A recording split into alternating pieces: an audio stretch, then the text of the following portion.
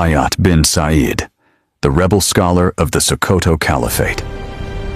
In the late 19th century, as colonial pressure tightened across West Africa, a powerful and controversial figure emerged from the legacy of the Sokoto Caliphate, Hayat bin Sa'id.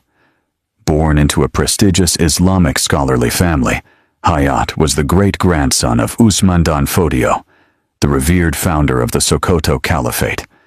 Raised with deep religious knowledge, he was expected to uphold the traditions of his lineage. But Hayat chose a different path, one that would lead to rebellion, exile, and war. By the 1870s and 1880s, Hayat became increasingly critical of the Caliphate's leadership. He believed they had strayed from true Islamic governance and openly challenged their authority. His teachings began attracting followers, and soon his movement grew into a serious threat. Declared a rebel by Sokoto authorities, Hayat was forced to flee. He journeyed eastward and eventually found refuge in the expanding empire of Rabi ad-Zubair, a powerful Sudanese warlord who was building a military state around the Lake Chad region.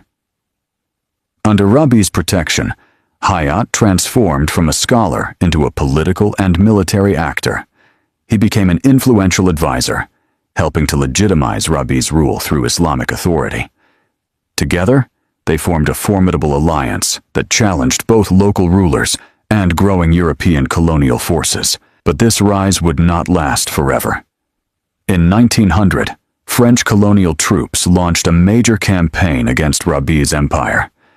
The decisive clash came at the Battle of Kuseri. Rabi was killed in battle, and his empire began to collapse.